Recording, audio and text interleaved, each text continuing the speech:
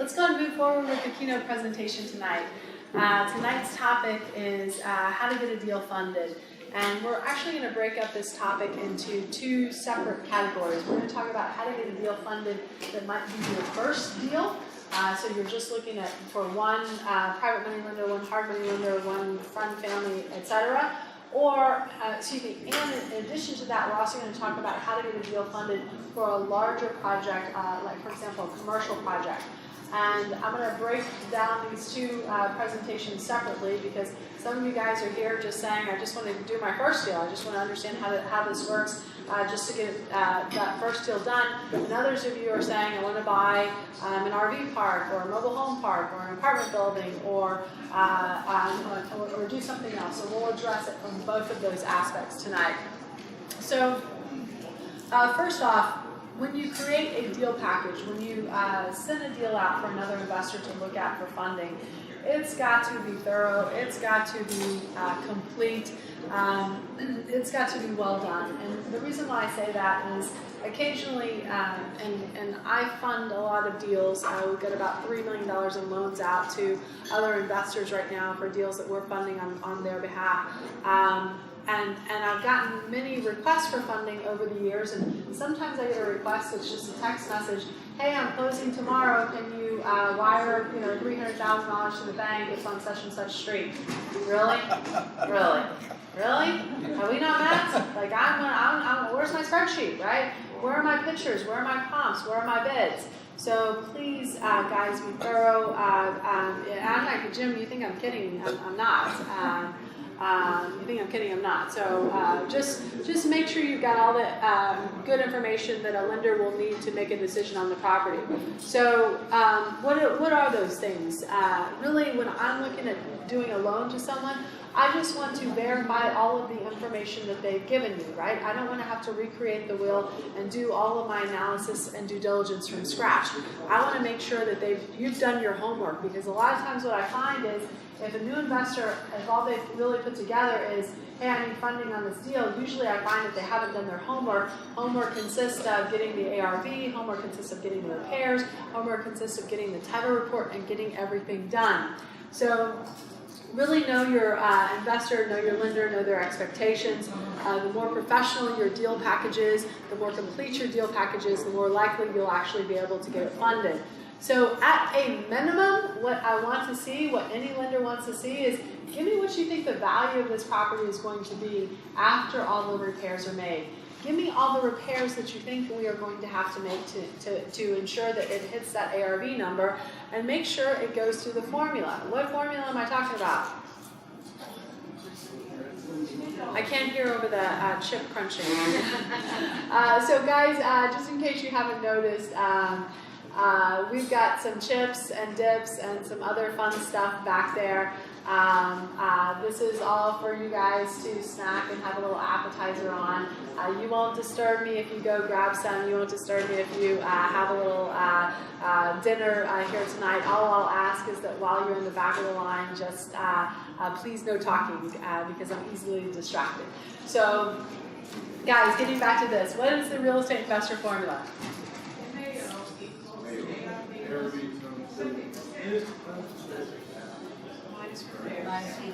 Minus the ARV minus repairs. I'm not sensing the confidence that I would like out of this group, right? Minus repairs. Incorrect. You guys want to go over this together? Yes? It's only important if you want to make money? Yes? The maximum allowable investor formula is 70% of the ARV minus repairs. Yes? Yes. Yes? So and some of you guys said you and I have gone through this before. So this is just a recap, right? So if your ARV is $200,000 and your repairs are $50,000, what is your offer? I already know the answer.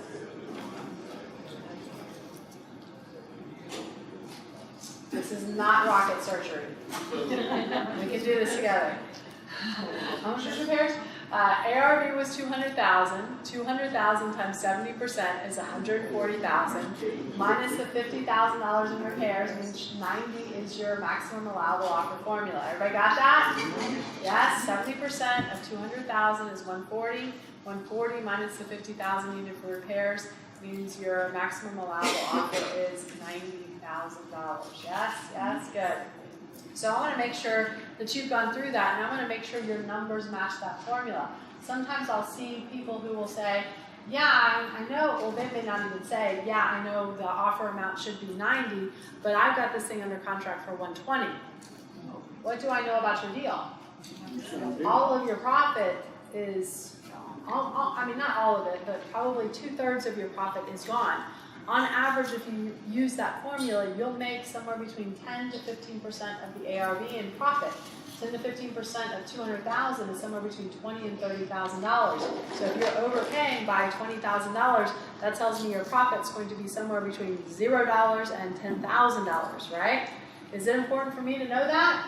Yeah. Yes, right? And I said, what's the best free coaching that you can get from a hard money lender who says, I'm not going to do your deal because your numbers are off, right? So make sure you've got that formula ready and part of your package. So for me, some of the best deals that have been easiest for me to fund have been when an investor has put everything in a PDF file or in a Dropbox file that they share with me.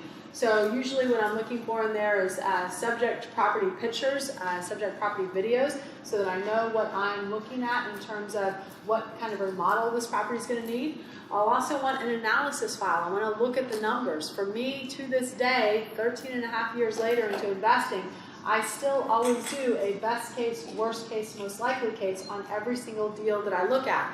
What case scenario do most new investors look at? Best.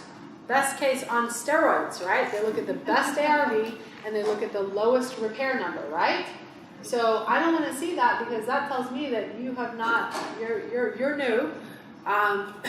You have not gone through all of the numbers. I want to see if you're able to make money on this deal, even if it's not the best case scenario. I want to see if you don't get the highest ARV. Most new investors are looking at saying, like, I'm going to get the highest ARV ever that's ever happened in this neighborhood. Guys, that's not going to happen no matter how good you are. Most new investors say, oh, I can do some of these things myself, or I know, I can get this project done much cheaper. Guys, that's not going to be in your worst case scenario, and sometimes stuff happens. I recently got an air conditioning bid that was $14,000. That sounds ridiculous and out of control, yes? I was not anticipating that. I was just anticipating a regular air conditioning unit somewhere between $5,000 and $7,000, but as it turns out, the ductwork also needed to be completely redone, and there's hardly any attic space in there, which is going to make that job really incredibly difficult. So some of these things will come up and some of these things will surprise you. They surprise experienced investors, and I can guarantee they will surprise a new investor.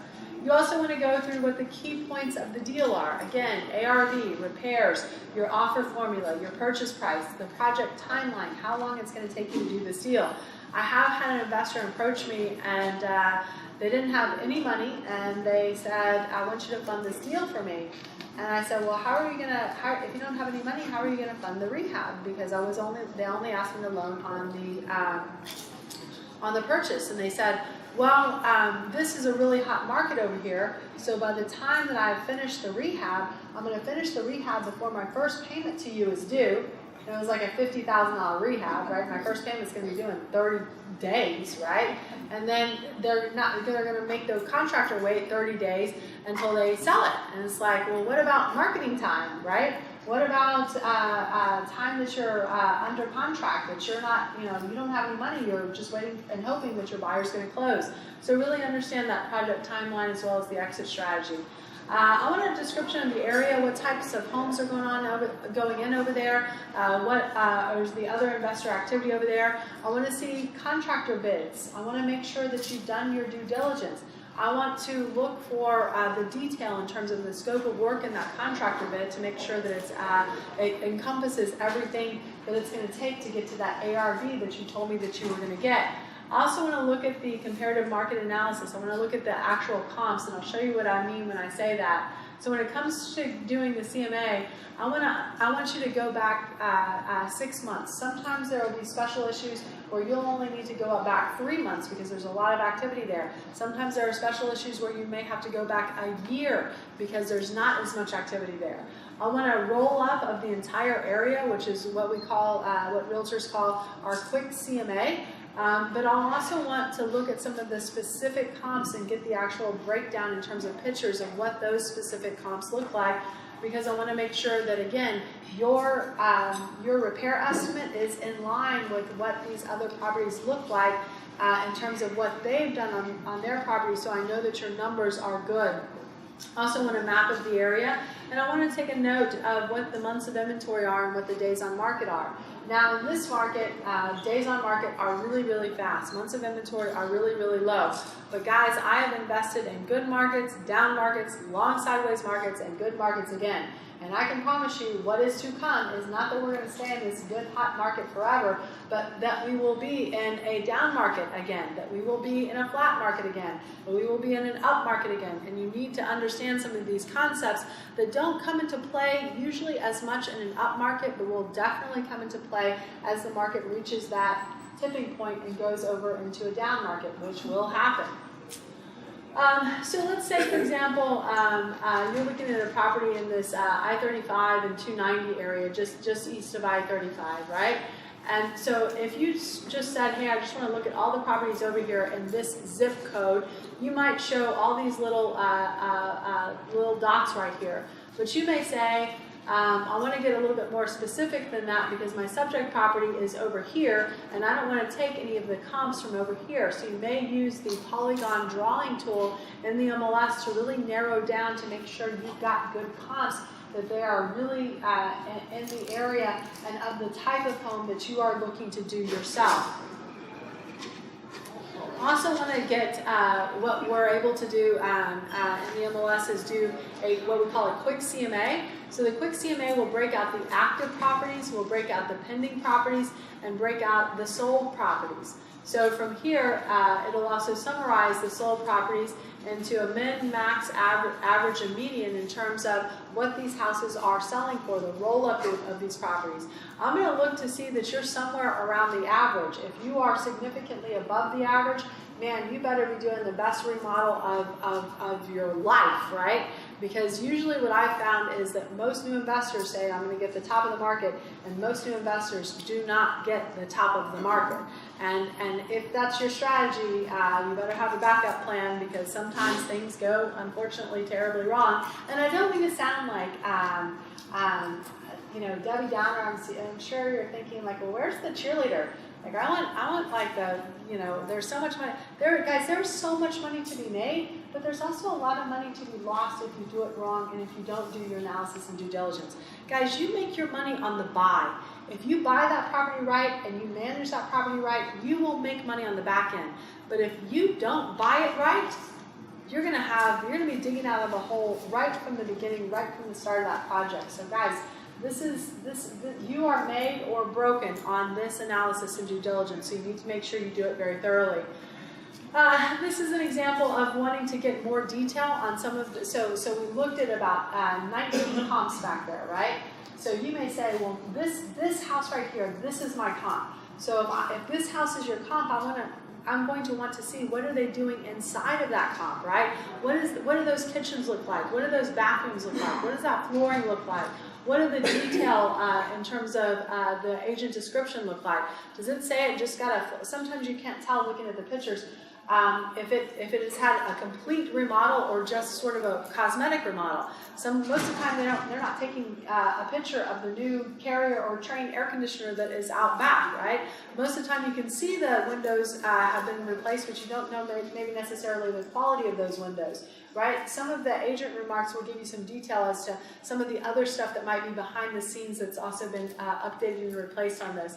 But with this information, I can pretty much tell whether or not your scope of work So you're giving me the pictures of the house as is, you're giving me a scope of work in terms of what you are going to do on that property, and then you're showing me photos of what the comps are, so I can look at that scope of work and match it out against those comps to make sure that all of these numbers add up. Where you get into trouble, where a lot of new investors get into trouble, is when they have an ARV that's up here, but they say they're only going to do this much in repairs, right? So these things have to be in line with each other, otherwise you're going to set yourself up for some type of an error.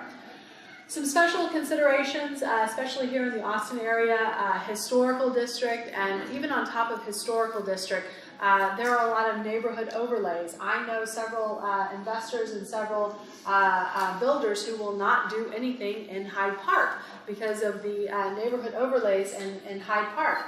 Edward Mickler, yeah, will you see Kaylee for a second? She'll get you signed up for membership. So there are specific neighborhoods that you've got to have some tribal knowledge on to make sure that you don't get caught up in a zoning issue or a neighborhood overlay issue, like some of the areas that are very sensitive to redevelopment that we have here in the Austin area. Permitting in Austin. There is a special place in hell for the I think it's 100 Barton Springs Road. Yes, say that again. 505. Oh, thank you, 505 Barton Springs Road, right? That's the permitting office, man, they give you very clear directions when you go down there to get a permit, right? They tell you go this way. Yes, it's easy. Yeah, just go this way. One person will tell you yes, the other one will tell you no, the other one will say maybe, the other one won't be there because they're on vacation and then no one's picking up any of their slack for the next 2 weeks, right? The permitting in Austin is a little bit out of control. How many of you guys are following Code Next? Okay, good. So that's supposed to make life easier for real estate developers, but I always kind of liken it to this. Jim, we're from the government, and we're here to help. Okay? Yes, that's not gonna, I have a feeling it's not gonna work out the way that we all hope and plan, but we're still waiting to see. Special considerations again, square footage additions, new builds. Getting a demo permit right now is really difficult, right?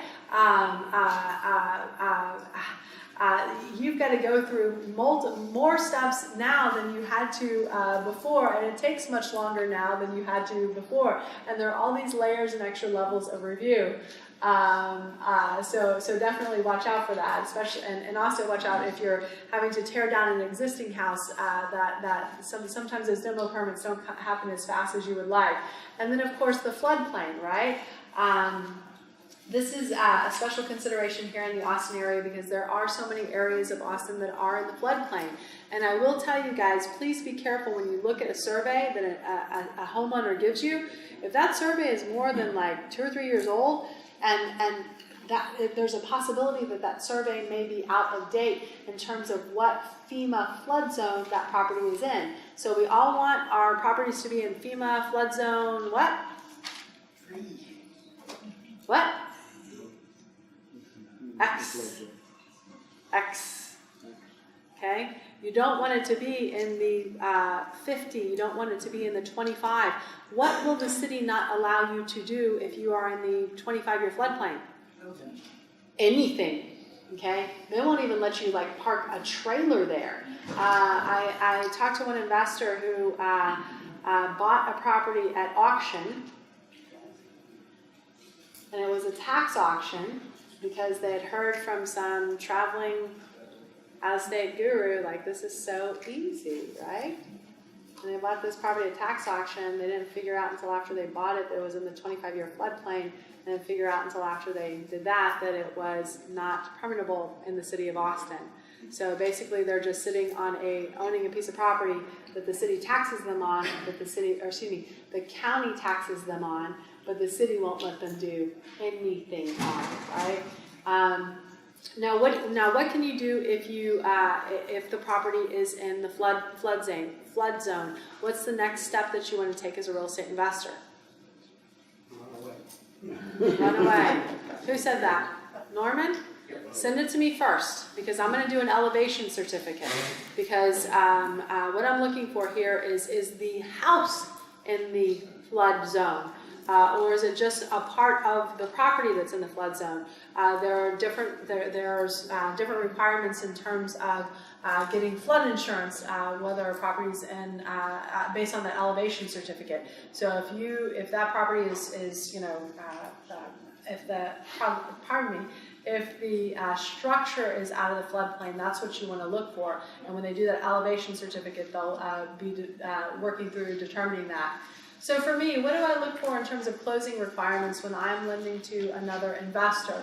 Number one, I want to see, just send me the contract, right? Send me whatever addenda are associated with that contract so that I can know what we're looking at here. And I'm going to also look for any funny things that may have been written in there by either the seller or the buyer. I want to see a copy of the title commitment because I want to look at Schedule B and I want to look at Schedule C. I want to know if there are any easements or weird things going on in Schedule B, and I want to make sure that everything is clear to close in Schedule C. Insurance. So Mike does all of my insurance for me, and I'll ask him to add me on the declaration page to the mortgagee's clause. That way, in the event that the house burns down, it's not just the investor that gets the check, it's also the lender, the investor and lender that gets the check. In the same way that you would add Wells Fargo as in the mortgagee's clause to make sure that they're covered as well. Obviously, I want to get a title policy, and I want to make sure that the survey exception is added. The survey exception is a little checkbox that they added on the most recent update to the contract. This just makes sure that if anything's wrong on the survey, that the title company will go after and cover it. Usually that extra exception is an additional charge of somewhere between $60 and $80. I'll also have you sign a non-homestead affidavit, because if you use this property as your homestead, then you can declare bankruptcy and you can keep me from foreclosing on you for potentially quite some time. So I want to make sure it's not a property that you have any plans on moving into. And if it's a property that you currently own and live in, and we had this conversation a little bit earlier, I'm probably not going to be the lender for you, because that would be a homestead or a cash out refi in Texas, and there are some special considerations around that you have to be aware of. Note, so usually I'm going to ask for a promissory note, and usually I'm going to ask to be in a first lien position. There are occasional exceptions where I will go into a second lien position, but it's very rare. I'll also ask for the deed of trust. What does the deed of trust allow me to do in Texas? The deed of trust allows for a non-judicial foreclosure in the great state of Texas, which means I can foreclose on you in somewhere between 42 and 21 days, depending on how quickly I'm able to file the forms and where it stands in the auction cycle. So that promissory note and the deed of trust allow for that non-judicial foreclosure. Most title companies do this correctly, but there are certain title companies that are not as savvy that will screw this up and cause you a lot of trouble, so make sure you're with a good title company. I'm also going to require a survey. So one of the projects that we're going to do with some of our colleagues is a Habitat for Humanity build project this summer, because we're dying to get heat stroke. And one of the prior Habitat for Humanity projects that I did, and this was probably about 13 years ago, I think almost, we were taking down a structure. And one of the reasons why we were taking down this structure is because Lot A had accidentally built their master bedroom addition all the way over the property line. Okay, yes. And Lot B actually had to buy this property to be able to remove it.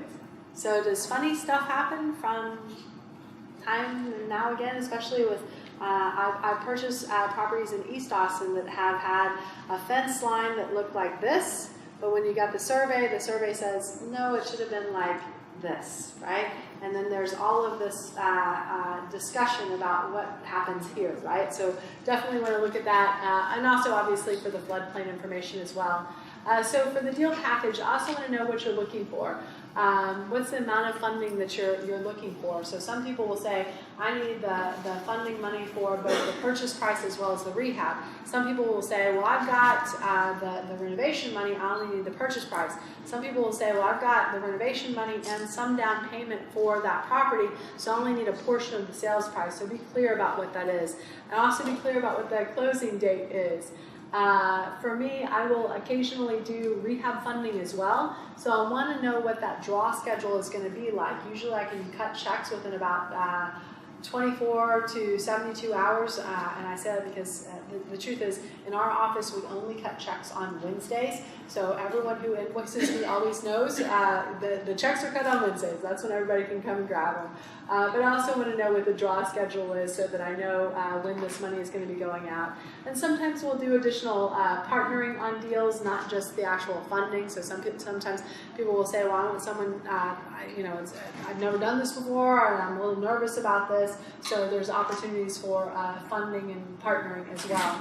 So how much will the money cost me? So different lenders charge different amounts. Hard money lenders typically charge the most, right? But again, don't think about what it costs you, think about what it makes you. Private money lenders will charge less, but they may not be as sophisticated, may not be as savvy, and I have seen some private money lenders leave some investors in a lurch, meaning just didn't show up to closing with the money because it's just not something that they do all the time, and they just got a little uncomfortable and got a little nervous. Hard money lenders usually not going to have that problem, right? So do be aware that your risk to closing goes up as your cost of money sometimes goes down, but your expense goes up as obviously as you start using the hard money, etc. So what types of money are available? When someone said, I'm here looking for the money, guys, obviously there's personal cash, there's lines of credit. Many banks right now are issuing a lot of lines of credit. Many, in fact, are even unsecured. And then I'm getting letters, even phone calls from people who say, I want to lend your business money. Is anybody else in here getting those calls? Are they calling you on your phone? That's weird. They're sending me checks for $500. And they're sending you checks from, it's like this. So people always say like, oh, how do you get the money? Man, money is hungry for deals now, and that's why they're kind of getting aggressive in some of their marketing now as well. Obviously, hard money, private money, we talked about those. Traditional banks are also getting more open to doing what they do, which is lending, right? The terms are, in some cases, really great, and they've got some different options for you right now. Owner financing. Phil talked a little bit about this in his presentation. But one of the things that we always ask for every time we do a deal is we ask the owner to finance that property for us. Sometimes we do it just by taking over the existing loan. Other times we'll do it just if they're getting cash, we ask them one simple question at the time that we go under contract. Hey, what are you going to do with this money when you're done? And you'd be surprised. A lot of people are just going to say, oh, I'm just going to put it in the bank. I'm going to buy a CD. Right? Well, how would you like 8 to 10% interest on your money instead? You have my attention, right? So I'm always trying to get it first with the owner financing, first subject to. And then, of course, as Becca described as well, there are a lot of self-directed IRAs, and a lot of people use self-directed IRAs to fund transactions for other people. We personally own a lot of property in our self-directed IRA, as well as lend money out of our self-directed IRA. So what do you want to look for? What are some of the deal breakers? Gosh, give your lender enough time, right, to analyze the deal. I did get one call one time on a Saturday, and the investor was asking me for money to purchase it, and I said, okay, well, when's the closing date scheduled? And they said, well, it was Friday. And I said, you mean this coming Friday, like, in 6 days from now? And they said, no, it was yesterday, actually. Oh, well, that's clever. So what had happened to them? They had a private money lender, and the private money lender at the last minute just bailed on them, right? I actually did that loan. and I was able to actually fund it by noon on that next Monday. So, and 72 hours or however long that is later. But there was only one reason why I was able to do that. Why was that? This makes sense. It was a good deal, right? It was a good deal, and they had their full deal package together. They were experienced investors. They just found someone who was going to give them really cheap money, and the cheap money just never showed up to the closing table. So I can't do that in every situation, and I probably won't do that again, I hope. But occasionally a good deal like that will come along, and there's some opportunity to go that route.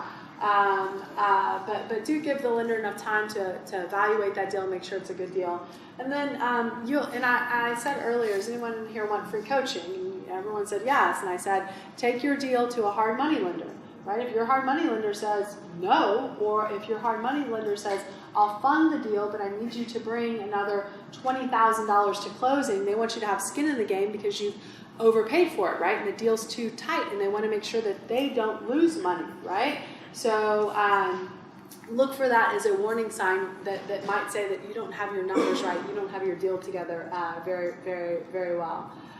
So that was, so I told you we were going to break it down 2 separate presentations.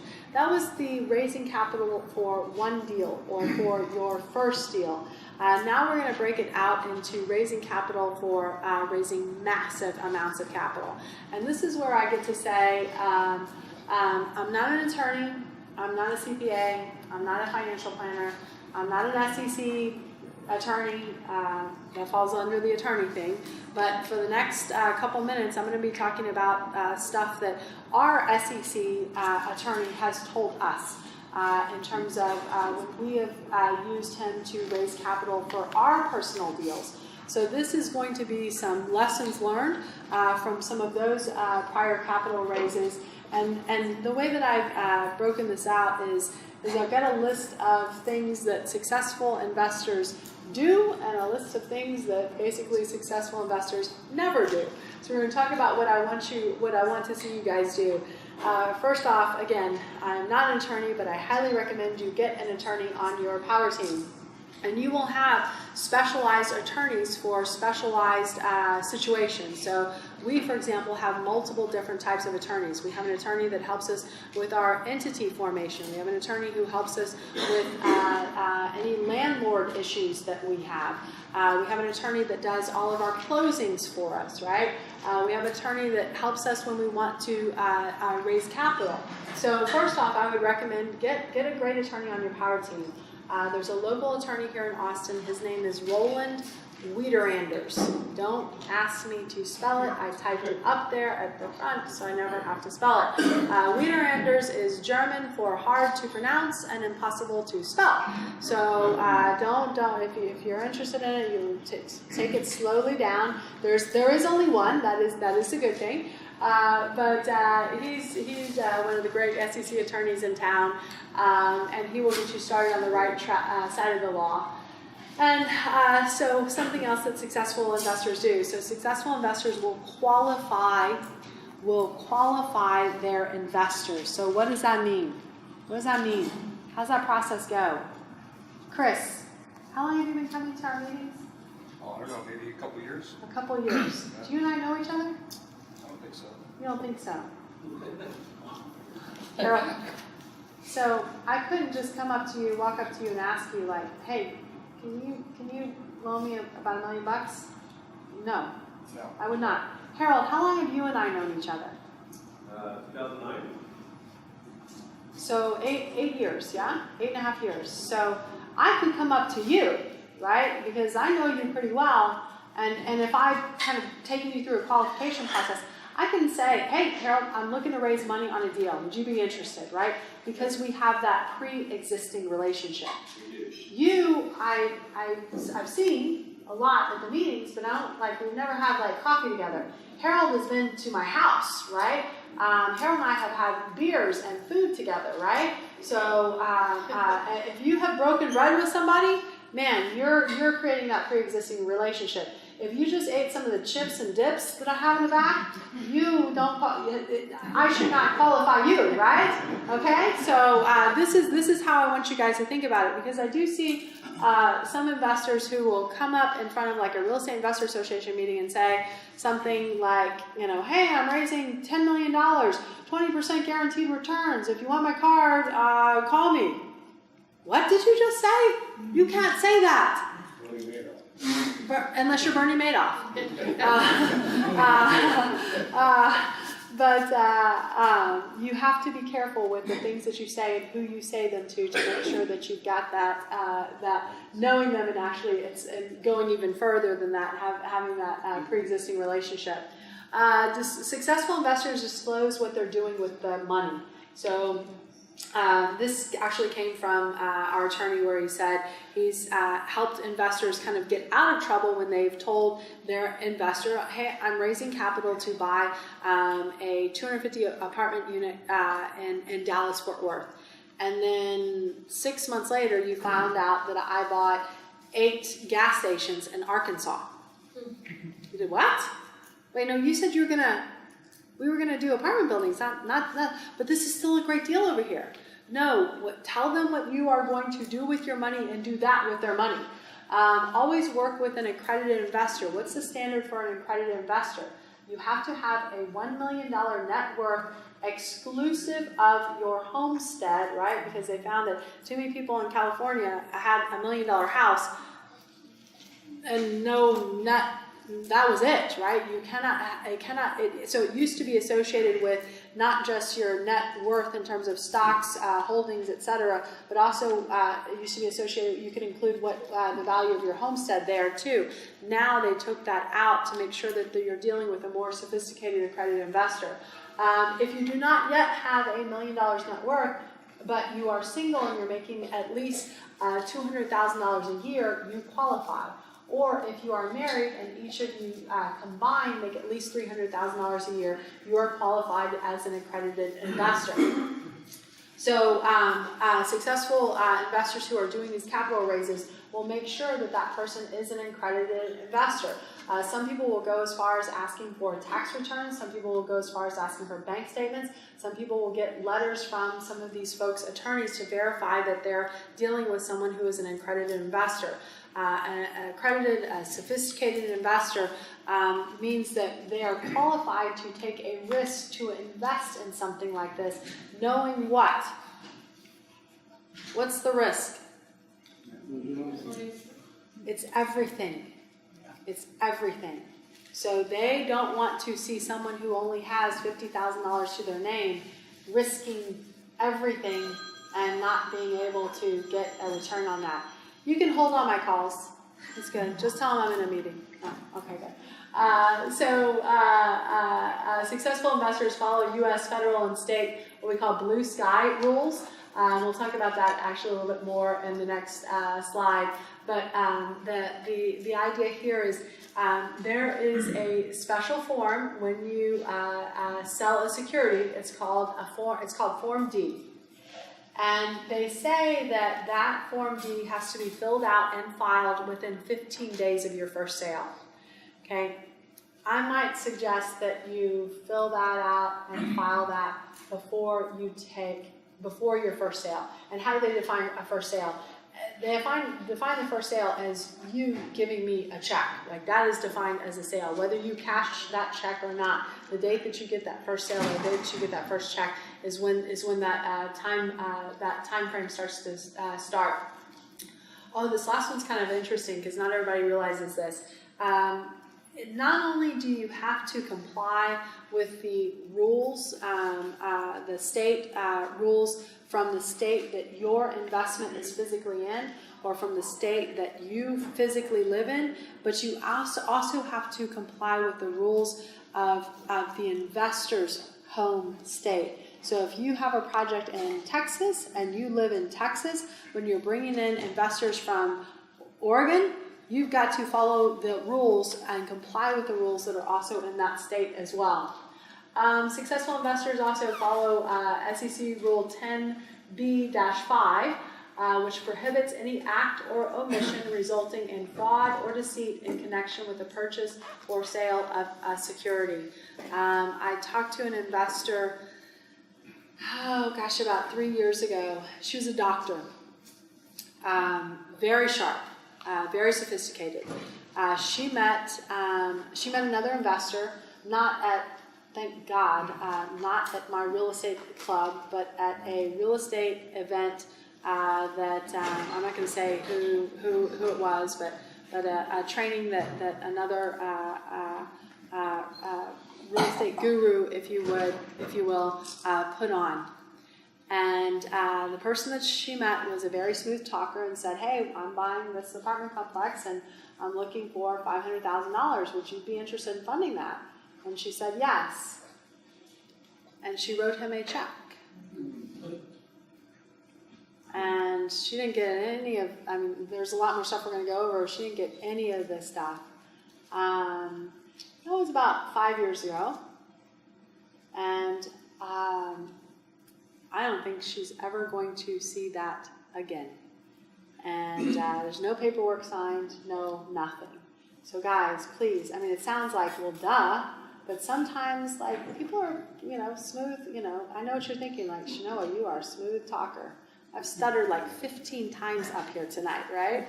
But just be careful, right? Do your due diligence. I used to say trust but verify. Now I simply say trust no one. Okay, do your due diligence, right? It's important for you as a real estate investor. Also, create a thorough offering memorandum. The offering memorandum is also known to many investors as this is your marketing piece, right? This is the piece that talks about you. This is the piece that talks about your experience.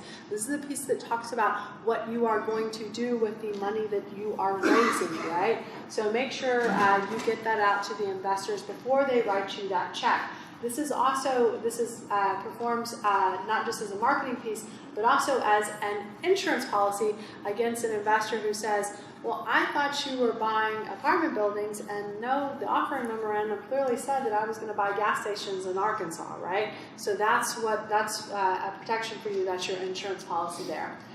Give adequate investor reporting and continuing disclosure. One of my colleagues, she'd gotten into an apartment deal, and on this particular apartment deal, they were supposed to be in and out of it in 2 years, right? They were going to go in there, repair everything, turn over all the tenants, change the management, right? This is going to be this big value play, and then the market changed. And 8 years later, she was still in this deal, and her investors were still in this deal. Expectations were set and expectations were missed. However, the big difference is she managed those expectations all the way through the entire process, which means she had scheduled quarterly calls. Every call, she was prepared with all of the reporting and all of the details. Where people get into trouble is when a deal goes bad and then the investor, the deal sponsor, falls off the face of the earth. And that's when people start getting upset, and that's when people start getting angry, and that's when people start getting mad and freaking out and calling lawyers, right? So if you said you are going to communicate at this time frame, do that. Also, make sure to give adequate ongoing accounting and financial reporting. Get your K-1s in. Make sure that your company is in good standing, right? If it's if partnership will be the K1s, just make sure it's in good standing. If it's just a basic LLC, successful investors, some of the things they don't do: they don't accept money before the investment documents are signed. Again, they don't put the cart before the horse. This is just again being a little bit more careful. They don't do a general solicitation of offers to sell their securities. So they don't just stand up in front of a room like this in front of a bunch of people that they've never met and make a solicitation. They have to have that pre-existing relationship, right? Successful investors, they do follow Rule 502 which is what talks about having that pre-existing relationship and does not allow for that general advertising. You can't even really, I don't really want you to have a website that says, hey, we are raising money for an apartment complex, we're raising $15 million, you know, here's what your return should be. They don't even want you to have something like that. They want it to be, if you have something like that, they want it to be password protected on your website, so you only give it to people that you do have that pre-existing relationship with. Guys, any questions about either raising capital